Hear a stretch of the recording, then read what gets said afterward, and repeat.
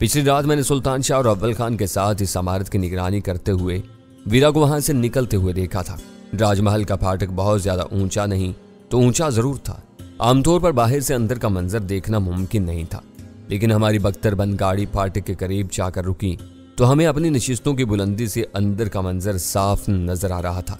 वहां पोर्च में इस वक्त भी कई कीमती और नई गाड़ियां मौजूद थीं।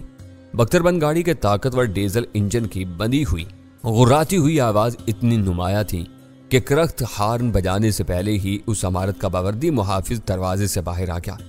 दरवाजा खोलो, ड्राइवर ने अपनी तरफ की आहिनी खिड़की में बने हुए फायरिंग होल के करीब चीख कर हुक्म दिया। गाड़ी की हैबत क्या कम थी कि ड्राइवर की आवाज ने इसमें मजीद इजाफा कर दिया। दरबान के औसान खता हो गए। वो पूछगछ कर रवायती तकल्लुफात को भूल भाल कर बौखलाए हुए अंदाज में अंदर दाखिल हुआ। दरवाजा बंद किया और बैक वक्त दोनों फाटक चौपट खोल दिए। ड्राइवर ने गाड़ी तेजी से आगे बढ़ाई और पोर्च से पहले ही ब्रेक लगाकर रोक दी। बख्तरबंद के चारों आहिनी दरवाजे बैक वक्त खुले और पांचों कूद कर नीचे उतर गए। एसटीएफ के चारों आदमी अपनी हल्की और खुदकार राइफलों से लैस थे। मैं खाली हाथ था। राजमहल के मकीनों के लिए वो मंजर नया था। वहां चंद सादा पोश मुलाजमीन के साथ 3 बावर्दी सिपाही भी नजर आ रहे थे। शायद वीरा के फरार के बाद उन्हें बाकायदा ड्यूटी पर मौजूद रहने का पाबंद कर दिया गया था। वो सब अफरा तफरी और बदहवासी का शिकार नजर आ रहे थे। बख्तरबंद के अंदर दाखिल होने के बाद दरबान ने फाटक दोबारा बंद कर दिए थे। शायद वो नहीं चाहता था कि बाहर से गुजरने वाले राजमहल की हदूद में रुनवा होने वाली इस सूरत हाल से आगाह हो सके। इसे जान के आलम में शायद किसी ने इंटरकॉम पर अंदर भी कुछ पुरस्रार और बिन भुलाए मेहमानों की आमद की इत्तला दे दी थी। अंदर से एक सेहतमंद नौजवान कमीज पतलून पहने तेजी से बरामद हुआ और कमान से निकले हुए तीर की तरह तेजी से हमारी तरफ आया। गाड़ी से उतरने के बाद हम चारों पुख्ता फरिश पर अपनी गाड़ी के सामने यकजा हो चुके थे। मेरी मुस्तफसराना निगाहें किसी मौजूद आदमी की तलाश में इधर उधर भटक रही थी। नौजवान को अपनी तरफ आता हुआ देखकर मैंने अपनी सारी तवज्जो उसी पर मरकूज कर दी। उसने आते ही दूर से झुककर हम सबको अदब से सलाम किया। मैंने उसके सलाम का जवाब देना जरूरी नहीं समझा। मेरे ज़हन के किसी गोशे में यह बात अटकी हुई थी कि सलाम करना एक इस्लामी रवायत थी और गैर मुसलमों के सलाम का जवाब न देना बेहतर था। सर, मेरा नाम सुनील प्रकाश है। आने वाले ने हमसे चंद कदम दूर रुककर मशीनी अंदाज में बोलना शुरू कर दिया। मैं सेठ सोबराज का पर्सनल सेक्रेटरी हूँ। बताइए मैं आप लोगों की क्या खिदमत कर सकता हूँ। वह हम पांचों से इस कदर मरूब हुआ था कि उसने ये जानने की कोशिश नहीं की थी कि हम कौन थे और कहाँ से आए थे। मेरा नाम कर्नल दावर है, मैंने मुस्कुराते हुए नरम लहजे में कहा और मुसाफे के लिए अपना हाथ बढ़ा दिया। अमली तौर पर हम सब इनको मरऊब कर चुके थे, लेकिन जुबानी तौर पर मैं नरमी इख्तियार किए रखने का फैसला किया हुआ था। सर, मुझे बता दिया गया था कि आप किसी वक्त आएंगे। सुनील ने हाथ मिलाते हुए बाछें फैलाकर कहा, आए मेरे साथ अंदर तशरीफ ले आए। मैंने इन चारों को वहीं छोड़ा और खुद सुनील के साथ उसके दफ्तर की तरफ हो लिया। आपको मालूम है कि बास कल से बैंकॉक रास्ते में सुनील ने बात शुरू की और मैंने उसकी कता कलामी करते हुए बताया कि मुझे सोबराज की गैर मौजूदगी का इल्म था। मैं उससे बात करने के बाद राजमहल आया था। सुनील के मुख्तसर से दफ्तर में बैठने के बाद मैंने कहा, तुम सोबराज साहब के पर्सनल सेक्रेटरी हो। मैं इनकी फैमिली के किसी फर्ज से मिलना चाहता हूँ ताकि इनकी एक शिकायत के बारे में कुछ वजाहतें पेश कर सकूँ। सुनील से वो अल्फाज कहते हुए मैं खुद को अव्वल दर्जे का अहमक महसूस कर रहा था। यह हमारे सिस्टम की खराबी थी कि मैं एक जाने बूझे मुजरिम के मामूली से मुलाजिम के सामने माजुर खाना रवैया इख्तियार करने पर मजबूर था। इनमें से कोई भी घर पर नहीं है, सब लोग गाँव गए हुए हैं। उसे सरापा इंकिसार बनकर मुझे आगाह किया। मैं अंदर ही अंदर बल खा कर रह गया। अहले खाना में से किसी के मौजूद न होने के सबब मैं सुनील ही से बात करने के लिए मजबूर था। मैंने उसके दफ्तर का जायजा लेते हुए पूछा, कल यहाँ कौन आया था, क्या वाक़या पेश आया था। सुनील ने जरखरीद आवारा लड़की और एसटीएफ के आदमी की वही कहानी दोहरा दी जो सोबराज मुझे फोन पर सुना चुका था। इस घर के दरवाजे खुले नहीं रहते। उस लड़की को अंदर बुलाने से पहले कोई पूछगछ नहीं की गई थी। मैंने तहम्मुल से उसकी रुदात सुनने के बाद सवाल किया। वो अंग्रेज थी, सब उसके रंग रूप से धोखा खा गए। वैसे भी वो अंग्रेजी बोल रही थी। सुनील ने चालाकी के साथ वीरा के लिए अमरीकी के बजाय अंग्रेजी का लफ्ज़ इस्तेमाल किया था। वो आवारा थी तो यहाँ क्या लेने के लिए आई थी। मैंने टटोलने वाली नजरें उसके चेहरे पर गाड़ दी। यही बात समझ में नहीं आई। बास ड्रिंक्स ले रहे थे, उन्होंने मेरी नामी इस लड़की को भी शरीक कर लिया, लेकिन जब वो घटिया हरकतों पर उतर आई तो वो वहां से उठ गए। सुनील ने झूठ का पलंदा खोलना शुरू कर दिया। उन्होंने हमें पीछा करने की हदायत देकर ड्राइवर को रुखसत कर दिया। मेरी अकेली बैठी पीती रही। जब वो मदहोश हो गई तो हमारा ड्राइवर उसे सदर के इलाके में छोड़ आया। वहां से शायद कोई शौकीन आदमी उसे ले गया होगा। लड़की को लाने वाला एसटीएफ का आदमी नहीं था। सुनील के सामने वो सफाई पेश करते हुए गैर इरादी तौर पर मेरे लहजे में हल्की सी तुर्शी दर आई। और उसकी गाड़ी की नंबर प्लेट भी जाली थी। मैंने ये बात तुम्हारे बास को बता दी है, मगर उनकी ख्वाहिश थी कि मैं ये सब तुमको बता दूं। जी, आप बहुत शरीफ और मेहरबान अफसर हैं। मैं तो बख्तरबंद गाड़ी के आने की खबर सुनकर परेशान हो गया था। फोन पर पहली बार आपसे बात हुई तो शायद आप गुस्से में थे। ये घर बहुत बड़ा और शानदार है। मैंने उसके तबसरे को नजरअंदाज करके तौसीफी अंदाज में कहा, कराची में अब ऐसे घर कम रह गए हैं। हाँ, बास को घर बनाने संवारने का बहुत शौक है। पुराना घर तोड़कर इन्होंने सब कुछ नया बनवाया है। नया घर है तो यहाँ हवाई हमले से बचने के लिए कोई तहखाना भी होगा। इसमें पानी रिसने की शिकायत तो नहीं है। तहखाने के जिक्र पर वो लम्हा भर के लिए बौखला गया, फिर संभल कर बोला, तहखाना सिर्फ बास के इस्तेमाल में रहता है। इसके बारे में मैं ज्यादा नहीं जानता। उनकी गैर हाजिरी में वहां ताला लगा रहता है। उसने होशियारी से पेशबंदी कर डाली थी कि मैं तहखाना देखने की ख्वाहिश जाहिर करूं तो वो ताला लगा हुआ होने की बुनियाद पर मुझे टाल सके। वो मुझे बात आगे बढ़ाने की कोई राह देने के लिए तैयार नहीं था। वो सोबराज के एतमाद का आदमी था, जवान, चालाक और तवाना था। हर वक्त राजमहल में मौजूद रहता था। सोबराज के लिए वो इतना अहम और काबिल एतमाद था कि मुल्क से फरार होने के बाद भी सोबराज ने उससे मुसलसल राबता रखा हुआ था। मुझे अचानक ख्याल आया कि वो अर्जुन का मुमकिन कातिल हो सकता था। मैं दनिस्ता चंद मिनट तक राजमहल के बारे में इधर उधर की बातें करता रहा। फिर मैंने गौर से उसकी तरफ देखते हुए अचानक सवाल कर डाला, अर्जुन कुमार से तुम्हारे मरासम कैसे थे? वो बराह रास्त और बहुत जारहाना सवाल था। सुनील के चेहरे का रंग फक हो गया। वो फौरी तौर पर मेरे सवाल का जवाब नहीं दे सका। कदरे खामोशी के बाद वो अपने होंठों पर जुबान फेरते हुए बोला, मैं किसी अर्जुन को नहीं जानता। आप किसकी बात कर रहे हैं? मुझे जो कुछ जांचना था वो मैंने जांच लिया था। अगर सुनील अर्जुन का कातिल नहीं था तो भी कातिल के बारे में जरूर कुछ न कुछ जानता था। मैंने हंसते हुए बात टालने के लिए कहा, मैं सोच रहा था कि तुम अपने बास के साथ बड़े होटलों में जाते रहते होगे और वहां काम करने वालों से तुम्हारी दोस्तियां होगी। तुमने अर्जुन का नाम भी सुना होगा। नहीं, यह नाम मेरे लिए नया है। बास बाहर कहीं भी जाते हैं तो मुझे हर वक्त फोन वगैरह का ध्यान रखना होता है। मैं जलसे जुलूसों के सिवा इनके साथ कभी बाहर नहीं जाता। मेरे होंठों पर हंसी देखकर उसकी जान में जान आई थी। वैसे ये अर्जुन किस होटल में होता है? उसे भूल जाओ, पता नहीं मुझे ये नाम क्यों याद आ गया था। मैंने उकताहट और बेजारी का मुजाहरा किया। अर्जुन के दीदा दिलराना कत्ल की खबर शहर के अखबारात ने नुमाया अंदाज में शाया की थी, मगर सुनील उसकी तरफ से बिल्कुल अनजान बन रहा था। मुझे यकीन हो चला था कि वो इस वारदात में अपने बास का शरीकेकार था। वो ये बात अपने बास को जरूर बताता कि कर्नल दावर ने इससे अर्जुन के बारे में कुछ कुरेदने की कोशिश की थी। दरअसल अर्जुन भी तुम्हारा हम मजहब था। मैंने लम्हा भर खामोशी के बाद सिलसिला कलाम जोड़ा। मेरा ख्याल था कि शहर में मुअज़्ज़ज़ और आसूदा हाल हिंदुओं की तादाद ज्यादा नहीं है। वो सब एक दूसरे को जानते पहचानते हैं।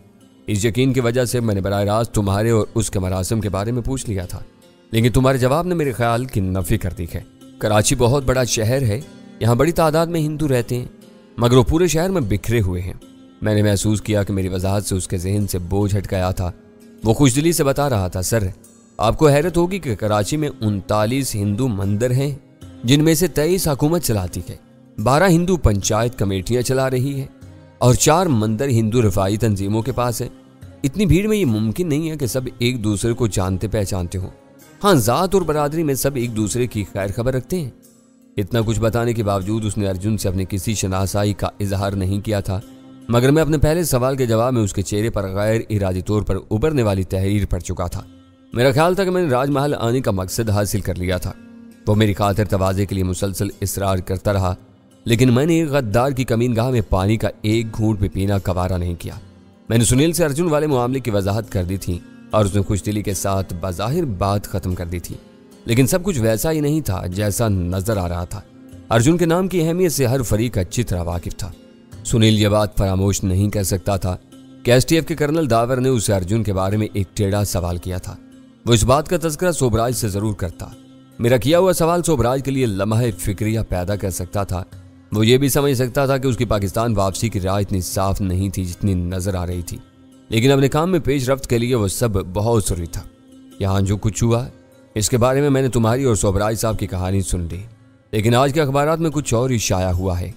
अखबार वाले फसादी हैं, इन्हें हर रोज अपने नपे तुले सफ़हात का पेट भरना पड़ता है, इसलिए वो नित नई कहानियां तराशने पर मजबूर होते हैं। सुनील ने अपना लबो लहजा बिगाड़े बगैर अखबारात के खिलाफ अपने दिल का गुबार निकाला। आप इनकी बातों को रहने दें, वो एक अलग वाक़या है। क्या आम लोगों के लिए यह हैरत की बात नहीं होगी कि एक ही रात में राजमहल के सिलसिले में 2 बड़े वाक़यात रूनमा हुए हैं? हुआ करें, हम अखबार वालों के सामने बेबस हैं। इन्हें हर एक की पगड़ी उछालने की खुली छूट हासिल है। रफ्ता रफ्ता सुनील का एतमाद बहाल हो रहा था। यह मामला पगड़ी उछालने से ज्यादा अहम है, मैंने जोर देकर कहा। एक अखबार ने इसे गैंगवार करार दिया है। ये गलत बातें हैं। बात आएंगे तो वो इस मनहूस अखबार के मदीर और मालकान के खिलाफ हद के इज्जत का दावा जरूर करेंगे। वो कब तक वापस आ रहे हैं? मुझे रवा रवी में वो सवाल करने का मौका मिल गया। वो 2-4 रोज में लौट आएंगे, उसने मुजदा सुनाया। इन सब लोगों के मुंह बंद हो जाएंगे जो इनकी अचानक रवानगी को फरार करार दे रहे हैं। अच्छा, मैंने हर से कहा, क्या कुछ लोग ऐसा भी कह रहे हैं? मुझे मौसूल होने वाले फोन कॉल से यही जाहिर हो रहा है कि शहर में ऐसी बेहुदा अफवाहों का बाजार गर्म है। ये मेरे लिए नई इतला है, मैंने अभी तक ऐसी कोई बात नहीं सुनी। मैंने कहा, वैसे एक बात तुमको मान लेनी चाहिए कि किसी वाक़े के बारे में जब हक़ाइक़ दस्तयाब न हों तो अफवाहें बहुत तेजी के साथ और खुद ब खुद फैलने लगती हैं। इस वाक़े के बारे में राजमहल कुछ बोलता है, न पुलिस अफसरान कुछ बताने पर आमादा हैं। राजमहल वाले कुछ नहीं बता सकते। यहाँ के 2 मुलाजिम किसी से पूछे बगैर खामोशी से पजीरो निकाल ले गए। हो सकता है कि वो सैर तफरी के इरादे से निकले हों। इसके बाद क्या हुआ कुछ पता नहीं। ये बहुत बड़ी और संगीन वारदात है। इसका खोज लगाने की जिम्मेदारी पुलिस की है। उसने कमाल होशियारी से राजमहल के सिर्फ इन 2 मुलाजमों का जिक्र किया था जो पजीरों की पिछली सीट पर पाए गए थे। इनमें से एक वीरा के हाथों मारा गया था, दूसरा बेहोश हुआ था, जो दोनों जिंदा बचकर भाग निकलने और वापस राजमहल पहुंचने में कामयाब हो गए। इनका जिक्र सुनील ने सफाई से गोल कर दिया था। जबकि मैंने इन चारों को वीरा के साथ अपनी आंखों से पजीरों में निकलते हुए देखा था। वो दोनों गाड़ी की पिछली सीट पर पाए गए थे। सवाल यह पैदा होता है कि राजमहल की पजीरों कौन चला रहा था और वो कहाँ गायब हो गया। इस बारे में मेरा सवाल कतई मंतकी था। मैंने बिला झिझक वो सवाल कर डाला। ये एक मुअम्मा है जो मेरी समझ से भी बाहर है। हमारे दोनों आदमी वही थे जो गाड़ी में पड़े हुए मिले थे। इन लोगों को अपनी कहानी तराशने के लिए खासा वक्त मिल चुका था। सुनील के जवाबात से जाहिर हो रहा था कि वो इस मामले में अपने आका का दिफा करने के लिए पूरी तरह तैयार था। इस बारे में पुलिस ने तुम लोगों से जरूर रजू किया होगा, मैंने उसे तायद चाही। इन दोनों की शिनाख्त के लिए मैं पुलिस स्टेशन गया था। इस वक्त तक मुझे पता नहीं था कि पजीरो वहां से कैसे निकल गई, इसलिए बयान वगैरह देने की नौबत नहीं आई। अभी पुलिस अपने तौर पर छानबीन कर रही है। अगर तुम यही बातें प्रेस को बता दो तो अफवाहों का जोर टूट जाएगा। मैंने हमदर्दाना मशवरा दिया। शायद पुलिस अभी खामोशी रहे। यह मामला सोबराज साहब का न होता तो अब तक इस इलाके का पूरा थाना यहाँ डेरा डाल चुका होता। पुलिस बात की वजह से खामोश है तो हमें अपना मुंह खोलने की क्या जरूरत है। यह बात तय है कि वहां धुआंधार फायरिंग हुई, लेकिन कोई गोली से जख्मी तक नहीं हुआ। हमारे दोनों आदमी जहर का शिकार हुए हैं। पुलिस सर्जन ने आज इसकी तस्दीक कर दी है। तुम्हारा बेहोश आदमी होश में आ चुका है। वो क्या कहता है? मैं बात को आगे बढ़ाता रहा। उसे पुलिस वालों ने अपनी सख्त निगरानी में रखा हुआ है। मैंने दूर से उसे शिनाख्त किया था। मेरी उससे मुलाकात नहीं हो सकी। अगर आप अपने असर रसूख से काम लेकर मुझे उससे मिलवा सकें तो मैं आपका शुक्रगुजार रहूंगा। मैं हंस पड़ा। तुम STF से वाकिफ नहीं हो। हम लोग आम मामलात में जरा भी दखल नहीं देते। असर रसूख से काम चलता तो मुझे तुमसे इस बारे में इतने सवालात करने की जरूरत पेश ना आती। पुलिस के जराये से मुझे हर बात मालूम हो गई होती। मुझे शुबा हो रहा है कि हमारे इस आदमी ने अपनी गर्दन बचाने के लिए गड़बड़ कर दी है। सुनील सोचते हुए बोला, शायद उसने पुलिस वालों को कोई फर्जी कहानी सुना डाली है जिसमें राजमहल वालों पर बात आ जाने का अंदेशा है। बास कोई मामूली आदमी नहीं है कि उन्हें 2 कौड़ी के एक मुलाजिम के बयान पर परेशान किया जा सके। इनकी अपनी एक साख है। पुलिस इनके वकार के मुनाफिक कोई भी कदम नहीं उठा सकती। बास ऐवान इक़्तिदार के दरुदीवार हिला कर रख देंगे। सोबराज की तरह उसका मुलाजिम भी इक़्तिदार के नशे में धुत था। इन दोनों को अंदाजा नहीं था कि हालात किस रुख पर चल निकले थे और इनका अंजाम क्या हो सकता था। फिर भी मैंने उसकी खुश फहमी रफा करने के लिए उसे बताया, किसी भी वारदात में यानी शाहिद की सबसे ज्यादा अहमियत होती है। तुम्हारा जिंदा बच जाने वाला आदमी न सिर्फ एक मुतासरा फरीक है बल्कि इस खून आशाम वाक़े का अकलौता चशमदीद का वापिक है। इसका बयान के सामने कोई हैसियत काम नहीं आ सकेगी। वो मेरा नहीं, बास का ज़ाती मामला है। पुलिस वाले सोचे समझे बगैर कोई कार्रवाई नहीं करेंगे। सबसे पहली बात यह है कि वो शख्स खुद चोर है।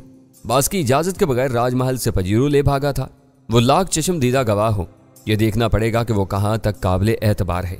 वो अपनी जगह से टस से मस होने के लिए तैयार नहीं था। इन लोगों ने बाहिमी मशावरत के जरिए वीरा की जात को इस किस्से से नोच कर बिल्कुल अलग कर दिया था। वीरा के फरार और पजीरों के वाक़े में कोई फर्क नहीं था। वो अपनी जगह पर एक ही वाक़या था। इन्होंने अपने मफादात के लिए उसे 2 हिस्सों में तकसीम कर दिया था। वो जानते थे कि वीरा सामने आकर इनकी किसी बात की तस्दीक करने की कोशिश नहीं करेगी। पुलिस की तफ्तीश का सारा दारोमदार अकलौते गवाह पर था। अगर उसे झूठा और बेएतबार करार दे दिया जाता तो फिर पुलिस को वही कुछ मानना पड़ता जो राजमहल वाले कह रहे थे। सुनील ने सिर्फ अपने शुबहत का इजहार किया था, लेकिन मुझे पूरा यकीन था कि उसका अंदेशा दुरुस्त था। वो चोर की दाढ़ी में तिनका वाला किस्सा था। पजीरों में बेहोश होने वाले को कुछ इल्म नहीं था कि गैर मुतवक्का नाकामी और बर्बादी के बाद उसका आका इस वाक्य को क्या रंग देना चाह रहा था। उसे मजबूरी के आलम में पुलिस वालों को वही कुछ बताया होगा जो उसके साथ पेश आया था। सुनील को मालूम था कि उसका बास वाकयात को तोड़ मरोड़ रहा है। वो दोनों रिकॉर्ड की बातें थी और इनका तजाद बिल्कुल वाज़ेह था। वो अव्वल व आखिर सामने आना ही था। सुनील ऐसा मरहला आने से पहले गवाह को मशकूक करार देकर अपने बास के बचाव की राह हमवार कर रहा था। इस मामले में पुलिस वालों ने मिसाली राजदारी का मुजाहरा किया था। कहीं से कोई बात लीक होकर अव्वल खान के कानों तक भी नहीं पहुंच सकी थी। निचली सतह पर किसी को कुछ मालूम नहीं था और आला तरीन ओहदों पर बैठे हुए अफसरान सोबराज के मुमकिन सियासी इंतकाम से खायफ थे। वो मजबूरी के आलम में इस किस्से में मुलव्विस हुए थे। इनके लिए सिर्फ एक ही राह बाकी रह गई थी कि वो मरकजी हुकूमत को हकाइक से आगाह करते। पुलिस का महकमा सूबाई दर्जे का हामिल था। इसका बड़े से बड़ा अफसर भी बराह रास्त मरकज से रजू करने का इख्तियार नहीं रखता था। वो मामला सूबाई वजारत दाखिला के जरिए मरकज तक पहुंचाया जा सकता था, जिसके लिए सूबे के सरबराह की मंजूरी जरूरी थी। अव्वल खान और जलाल के साथ काम करते हुए मैंने इख्तियारात की इस तकसीम और तवाजुन के बारे में बहुत कुछ सीखा था। मेरा अंदाजा था कि पुलिस की तैयार की हुई इस केस की समरी चल पड़ी थी। सरकारी ओहदेदार इस समरी पर मरकज के किसी फैसले के मुंतजिर थे। वहां से जवाब आने के बाद ही जमूद टूट सकता था। इससे पहले सोबराज जैसे VIP के खिलाफ कोई कदम उठाना मुमकिन नहीं था। सोबराज वो सियासी गुंडा था जिसे IB और STF जैसी मुक्तदिर और तवाना एजेंसियों को दूर रहने का मशवरा मिला था। वो फेडरल अथॉरिटी के तहत काम करने वाले इदारे थे। इनके मुकाबले में पुलिस के सूबाई महकमे की पोजीशन बहुत कमजोर थी। मरकज की इजाजत के बगैर वो सोबराज की तरफ टेढ़ी निगाह से देख भी नहीं सकते थे। जो अफसर ऐसी जसारत करता उसे उसका खुमियाजा भुगतना पड़ता। तुम ठीक कह रहे हो, मैंने ऊपरी दिल से सुनील की तायद की। ये सोबराज साहब की इज्जत और साख ही है कि मैं आज उनकी एक शिकायत के अजाले के लिए यहाँ मौजूद हूँ। पुलिस वालों को भी इनकी ताकत और पहुंच का अंदाजा है, इसीलिए उन्होंने तुम लोगों को बिल्कुल परेशान नहीं किया। मामले को दबाए बैठे हैं। सोबराज साहब आएंगे तो फैसला हो जाएगा कि पुलिस को इस केस में क्या करना है। सर, पुलिस को कुछ नहीं करना, वो क्या करेगी? मेरी शह पाकर वो मजीद शेर हो गया और अपनी हर्जा सराई जारी रखते बोला, पजीरो हमारी मरने वाला हमारा आदमी, बेहोश होकर पकड़ा जाने वाला हमारा आदमी। जब हम ही पर्चा दर्ज नहीं कराएंगे तो पुलिस को कुछ करने का क्या हक है? बास मरने वाले के बाल बच्चों को 1.5-2 लाख रुपए दे देंगे तो इनकी भी जिंदगी भर की रोटियां सीधी हो जाएंगी। ये उल्टी सीधी गवाही का कोई चक्कर नहीं चलेगा। वो सोबराज की जागीरदाराना सोच थी जो सुनील के जहन में बहुत दूर तक सराहियत कर चुकी थी। खुद उसका ताल्लुक मुतवस्सित तबके से मालूम होता था। एक सफाक जागीरदार का नमक खाकर वो खुद अपने और अपने से निचले तबके के खिलाफ बोल रहा था। इसके लिए इंसानी जिंदगियों की कीमत 18 से 24 लाख रुपए फी दर्जन से ज्यादा नहीं थी। मुकदमे से मरने वाले के वारसों को क्या मिलेगा? चंद लम्हों के सकूत के बाद सुनील ने बोलना शुरू कर दिया। सारी उम्र अदालतों के धक्के खाते गुजर जाएंगे और इंसाफ फिर भी नहीं मिलेगा। इंसाफ के लिए मुजरिम का पकड़ा जाना जरूरी है। यहाँ मालूम ही नहीं कि कातिल कौन है तो इंसाफ क्या होगा? बस तुम सोबराज साहब को यह जरूर बता देना कि मैं अपने वादे के मुताबिक यहाँ आया था। मैंने कुर्सी छोड़ते हुए कहा। सुनील भी अपनी कुर्सी पीछे धकेल कर उठ खड़ा हुआ और मुझसे हाथ मिलाते हुए बोला, सर, आप बुरा ना मनाए तो एक दिल की बात कह दूं? हाँ, तुम हर बात कह सकते हो। मैंने उसकी हौसला अफजाई की। सर, ये राजमहल इज्जतदारों का घर है। उसने आजिज़ाना लहजे में बात शुरू की। आइंदा आपको इधर आना हो तो बख्तरबंद गाड़ी में ना आए। बिला वजह लोगों की आंखें उठती हैं। बस मुझे फ़ोन कर दें कि मैं आपके लिए मर्सिडीज भिजवा दूंगा। उसकी वो आइज़ाना जसारत गुस्ताखी की आखिरी सरहदों को छू रही थी। उसकी बात सुनकर मेरा खून खोल कर रह गया था। अगर मैं STF के सरबराह के दिए हुए मिशन पर वहां न आया होता तो मैं इसीलिए सुनील की गर्दन दबोच लेता। मैंने उसकी बात का कोई जवाब नहीं दिया। इस पर एक खुश्क से निगाह डाली और तेजी से दरवाजे की तरफ मुड़काया।